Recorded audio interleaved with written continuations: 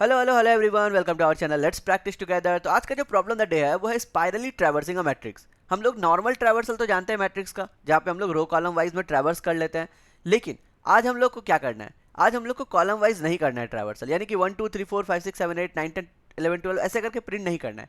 हम लोग को ना स्पाइरल वे में करना है, यानी कि 1 2 3 4 के बाद हम लोग 4 से ही बॉटम के पास जाएंगे, 8 12 16, फिर 16 के बाद लेफ्ट में जाएंगे 15 14 13, फिर 13 के बाद टॉप में जाएंगे बिलो 1 यानी कि 9 5 तक जाकर के ही हमें मुड़ जाना है। ठीक है, तो यही बेसिकली अगर हम लोग इसको पूरा ड्रॉ करें तो ये एक स्पाइरल फॉर्म की तरह दिखेगा। यानी कि ये क्वेश्चन कितना आसान है, देखो हम लोग को बेसिकली क्या करना है, चार बाउंड्री रखना है, top bottom left and right. हम लोग जब मूव करेंगे ना तो ऐसे मूव करेंगे, टॉप से लेकर के स्टार्ट करेंगे, हम लोग लेफ्ट से लेकर के राइट तक जाएंगे, और जैसे ही लेफ्ट से राइट खत्म हो गया हम लोग टॉप को इंक्रीज कर देंगे, यानी कि अब हम लोग 1 2 3 4 में कभी भी नहीं वापस आने वाले हैं। फिर जैसे ही 8 12 16 जाएंगे हम लोग राइट को डिक्रीज कर देंगे, यानी कि वापस इस कॉलम में नहीं आने वाले हैं। सिमिलरली 15 14 13 के बाद हम लोग क्या करेंगे, बॉटम को इंक्रीज कर देंगे। तो बस अगर हम लोग ये चारों बाउंड्री को एक साथ लेते हुए चले, हमारा क्वेश्चन बहुत ही आसानी से 5 6 लाइन में हो जाएगा। देखो हम लोग लिखते हैं, स्टार्ट करते हैं, और उसके बाद एक बार ड्राई रन करके देखना आप समझ पाते हो कि नहीं। हम लोग को सबसे पहले ना रिटर्न टाइप चाहिए वेक्टर इंट, तो हम लोग यहीं ले लेते हैं वेक्टर इंट मेरा रिजल्ट, इसमें हम लोग सारे के सारे को पुश करेंगे। अब हम लोग को चार्ट चाहिए वैल्यू, यानी कि कहाँ का चाहिए, टॉप इक्वल टू 0 होना चाहिए। ठीक है, बॉटम क्या होना चाहिए, bottom will be nothing but जो भी मेरा मैट्रिक्स का साइज है वही तो मेरा बॉटम है। तो मैं मैट्रिक्स के साइज को ले लेता हूँ, वो मेरा क्या हो गया, बॉटम हो गया, मैट्रिक्स साइज -1। लेफ्ट क्या होगा, वो भी 0 होगा, और राइट क्या होगा, इच रो का मेरा साइज। अब इच रो का साइज कैसे निकालेंगे, तो कोई भी एक मैट्रिक्स के 0 का साइज निकाल लो।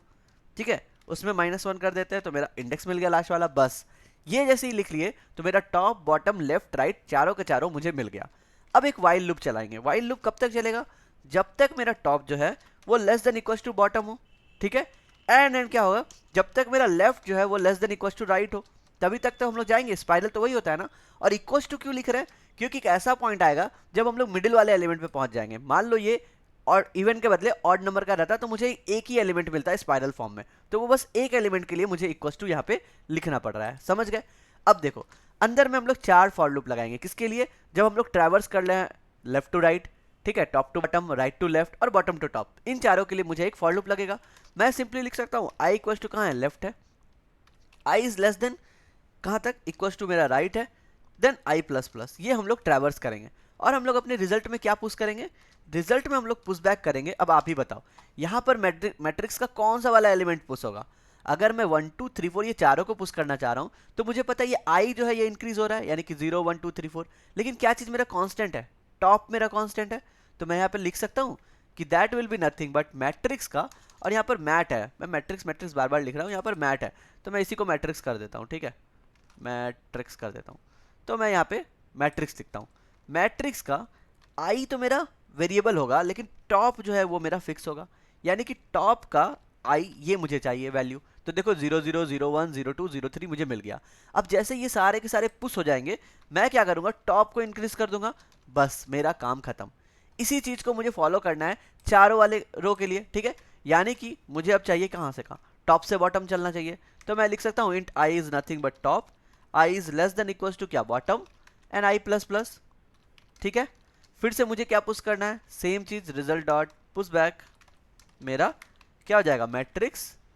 मैं यहाँ पे लिख देता हूँ मैट्रिक्स। अब आप बताओ यहाँ पर क्या चीज होगा कांस्टेंट, यानी कि मुझे 4 8 12 16 चाहिए, तो ये क्या चीज है जो कि कांस्टेंट है यहाँ पर कांस्टेंट है मेरा राइट, राइट, ये तो राइट बाउंड्री है।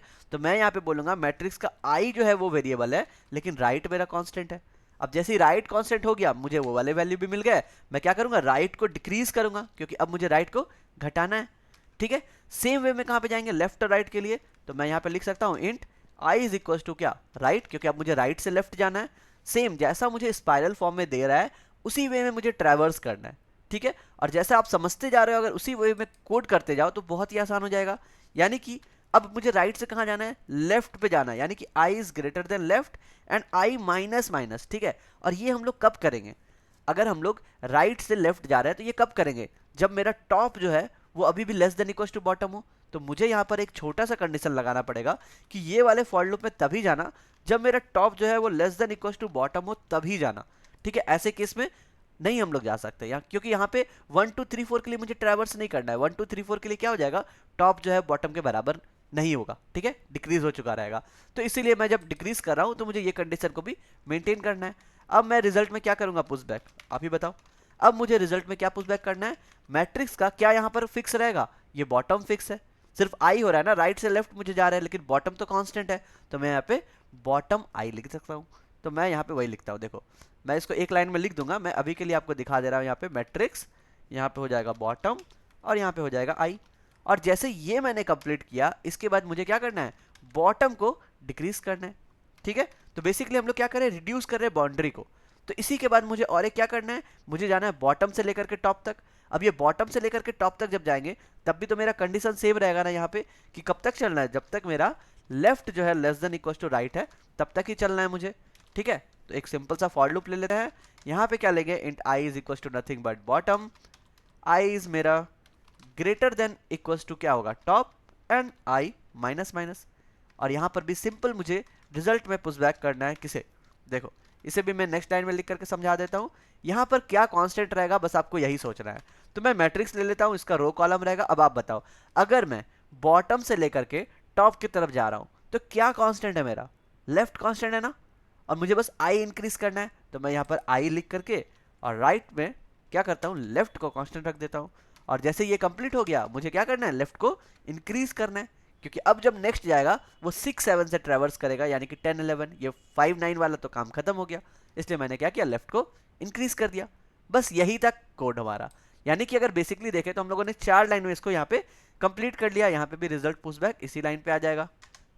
और जैसे ही मेरा ये वाइल लूप खत्म होता है, हम लोग सीधा यहाँ पे रिटर्न कर देंगे अपने रिजल्ट को। तो देखो हमने क्या किया, हमने कुछ भी नहीं किया, हमने बस 4 बाउंड्री सेट किया, टॉप बॉटम लेफ्ट राइट। हमने देखा कि जब तक मेरा टॉप लेस देन बॉटम है and left less then right है तब तक हमें ट्रैवर्स करना है। अब जैसे ही मैं टॉप इंक्रीज कर रहा हूँ या राइट डिक्रीज कर रहा हूँ, ये वाला कंडीशन तो मेरा इसके जस्ट वाले बाद वाले लाइन में ही हो सकता है ना सेटिस्फाई। इसलिए मुझे दोबारा यही कंडीशन लिखना पड़ा कि क्या मेरा top less than equal to bottom है। अगर है तभी हम लोग राइट से लेफ्ट के लिए ट्रैवर्स करेंगे। सिमिलरली अगर left less than equal to right है तभी हम लोग बॉटम से लेकर के टॉप के लिए ट्रैवर्स करेंगे। तो ये मेरा स्पाइरल फॉर्म कंप्लीट हो गया। अगर मैं कंपाइल रन करके दिखाऊं तो बस ये 4 लाइन में हम लोगों ने इसको कंप्लीट कर लिया, ठीक है। देखो हमारा आउटपुट एग्जैक्टली मैच कर रहा है। Let's submit the code and I hope आपको समझ में आया होगा। बहुत ही आसान था ये, तो बस मैं स्किप नहीं करना चाहता था, इसलिए मैं आपको जस्ट इजी वे में समझा दिया आज का कोड। तो बस मुझे मिल गया +8 कॉइन्स। तो बस कल फिर मिलते हैं नए क्वेश्चन के लिए, तब तक के लिए goodbye, stay blessed, stay safe and keep coding.